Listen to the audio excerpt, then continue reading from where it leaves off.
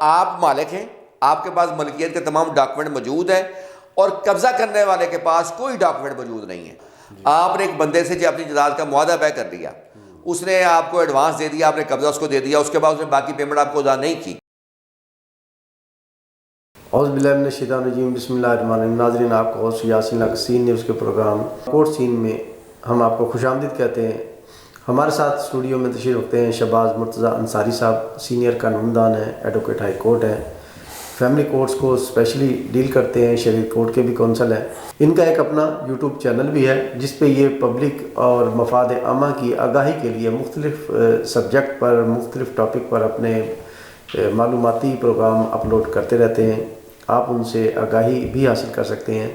جی، آج ہم بات کریں گے قبضہ گروپ کی جانب سے پراپرٹیز پر کی جانے والے قبضوں کو کس طرح قانونی طور پر بے دخل کیا جا سکتا ہے، اور بے دخلی کا قانون ہے کیا. تو بات کریں گے شہباز مرتضیٰ انصاری صاحب سے. السلام علیکم سر. وعلیکم السلام. کیسے ہیں آپ؟ خیریت سے؟ جی ٹھیک ٹھاک سر. سر، سب سے پہلے تو ہمیں یہ بتائیے کہ یہ بے دخلی کا قانون ہے کیا؟ یہ سر پاکستان میں آپ کو پتہ ہے، کراچی میں بھی آپ سنتے ہوں گے کہ قبضہ گروپ موجود ہیں جو مختلف جگہوں پر مختلف طریقوں سے قبضے کر لیتے ہیں. اچھا، پھر ان کے سم ٹائمز طاقتور لوگ ہوتے ہیں، مافیاز ہوتے ہیں، ان کے تعلقات جو ہے نا وہ پولیس میں بھی ہوتے ہیں. اور پھر وہ جو خاص طور پہ اوورسیز کو یہ مسائل آ رہے تھے کہ وہ پاکستان میں پراپرٹی خرید لیتے ہیں، اور اس کے بعد کیونکہ وہ پاکستان ہوتے نہیں ہیں، ان کا خالی پلاٹ پڑا ہے، تو پتہ چلتا ہے جی کہ فلاں بندے نے قبضہ کر لیا، اور پھر لوگ جعلی ڈاکومنٹ تک بنا لیتے تھے. تو یہ مسائل آ رہے تھے. اب پاکستان میں جو قانون موجود تھا وہ ہے سول سوٹ آپ کر سکتے ہیں. جی. تو اس میں پہلے تو آپ کورٹ فیس لگائیں گے، یعنی ایک آپ کی جائیداد پہ قبضہ ہو گیا، اس پر آپ پہلے 15,000 کورٹ فیس لگائیں گے، پھر وکیل صاحب کی فیس دیں گے. اس کے بعد دیوانی کیس ہوتا تھا، وہ جناب آپ شہادتیں پیش کریں گے، اور 5 سال کیس چلے گا. اس کے بعد آپ جیت بھی جائیں تو میکسیمم کیا ہوگا جی کہ آپ اس قبضے کے حقدار ہوتے ہیں. پھر اس کی اپیل ہو جاتی تھی، پھر اس کے بعد ہائی کورٹ ہے، پھر سپریم کورٹ ہے. تو 20 25 سال تک اگر آپ جیت بھی جائیں، ایون دین وہ قبضہ لینے میں آپ کو 20 25 سال لگ جاتے تھے، اپنا ہی قبضہ لینے میں. یعنی رانگ ایکٹ کسی کا، اس کی سزا ملتی تھی آپ کو. جی، آپ کو. تو اس طرح ان مسائل، اچھا یہ ان مسائل کے حل کے لیے پھر کچھ M N A M P S کی پلاٹس پر قبضے، جائیدادوں پہ قبضے جب ہوئے تو تب ان کو سمجھ آئی کہ بھائی یہ تو بڑا خوفناک صورت حال ہے پاکستان میں، کہ ایک ہم اپنی جائیداد گنوائیں، اس کے بعد ہم ہی جو ہے اس ایگریوڈ پارٹی بنتے ہیں اور اتنے کئی سال کیس لڑتے ہیں. تو پھر 2005 میں پہلی بار قبضہ مافیا کے خلاف ایک قانون بنایا گیا، اور اس قانون کے ابتدا میں لکھا گیا کہ یہ جو قانون ہے خاص طور پہ قبضہ گروپوں کے خلاف ہے، قبضہ مافیا کے خلاف ہے، یعنی عام قبضے کے خلاف بابت نہیں ہے. تو اس قانون کی جو بنیاد ہے وہ یہ ہے کہ یہ ہوگا صرف غیر قانونی قابض کے خلاف. یعنی اگر قبضہ کرنے والے کے پاس کوئی ملکیت کا ڈاکومنٹ ہے یا اس کا قانونی قبضہ ہے، تب اس کے خلاف اس قانون کے تحت کارروائی نہیں ہو سکتی. مثال کے طور پر اب قانونی قبضہ کون سا ہوتا ہے؟ آپ نے کرایہ دار بٹھایا، وہ آپ کو کرایہ نہیں دے رہا، وہ بے شک نہیں دے رہا، لیکن وہ اس کا قبضہ قانونی ہے. آپ رینٹ ٹریبونل کی کورٹ میں جائیں گے اس کو بے دخل کرانے کے لیے، وہ اس قانون کے تحت غیر قانونی قابض صور نہیں ہوگا. آپ نے ایک بندے سے جو اپنی جائیداد کا معاہدہ طے کر لیا، اس نے آپ کو ایڈوانس دے دیا، آپ نے قبضہ اس کو دے دیا، اس کے بعد اس نے باقی پیمنٹ آپ کو ادا نہیں کی، بے شک نہیں کی، لیکن وہ قبضہ قانونی اس کے پاس ہے کیونکہ آپ نے معاہدہ طے کیا ہے. وہ آپ سول کورٹ میں ہی جائیں گے.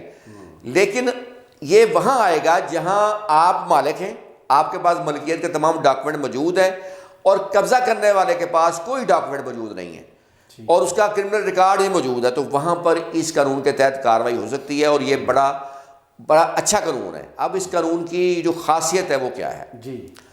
ایک تو یہ قانون فوجداری قانون ہے. اس پر جیسے قتل کا مقدمہ چلتا ہے ویسے ہی استغاثہ فوجداری ہوتا ہے. اور دوسرا اس کا اختیار ڈائریکٹ سیشن کورٹ کو ہے، یعنی سیشن جج کے پاس آپ نے کمپلینٹ فائل کرنی ہے. سیشن جج صاحب جب یہ کمپلینٹ فائل ہوتی ہے تو پہلے عام اس میں لکھا ہوا ہے کہ انکوائری کروا سکتے ہیں.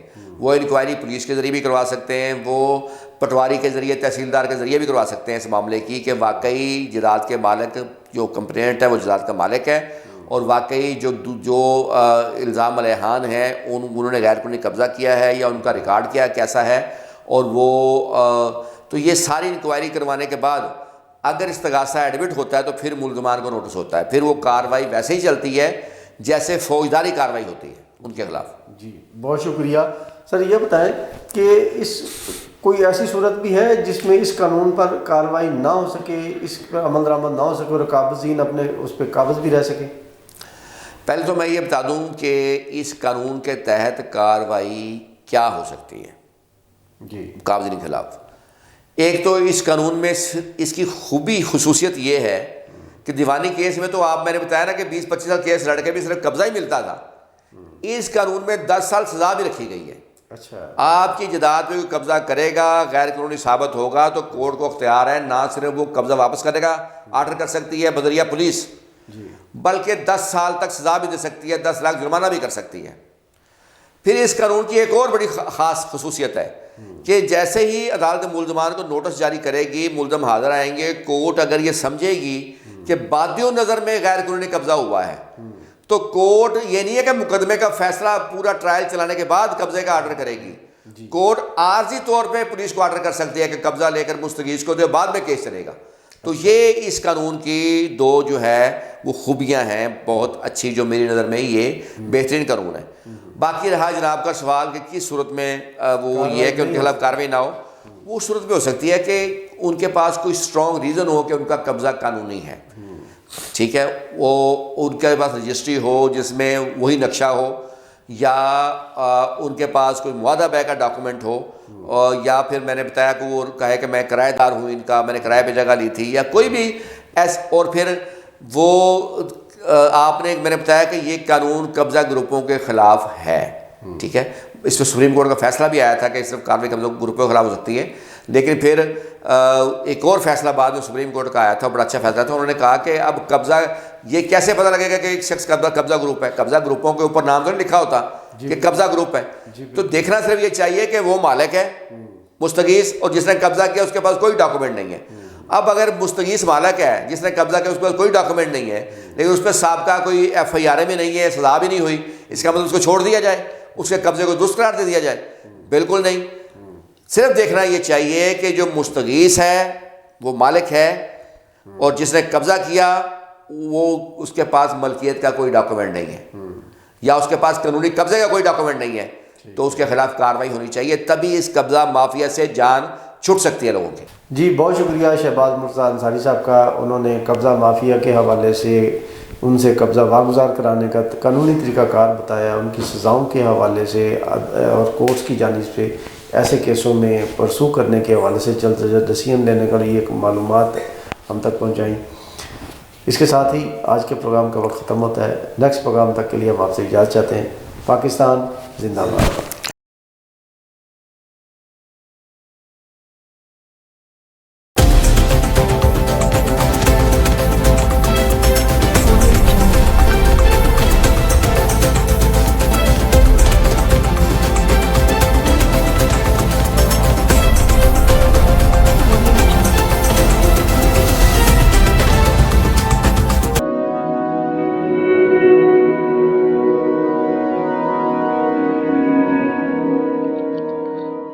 رزق اللہ کے ہاتھ میں ہے، اور کبھی کبھی رزاق رزق کی تقسیم کا اعزاز ان لوگوں کو بھی عطا فرما دیتا ہے کہ جو حالات کی کڑی دھوپ میں شجرے سایہ دار ہوتے ہیں۔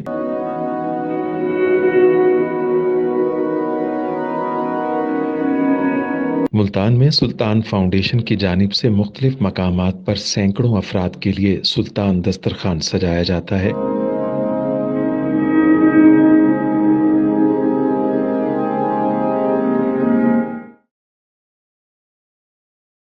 ہر انسان سلطان دسترخوان کا مہمان بنتا ہے۔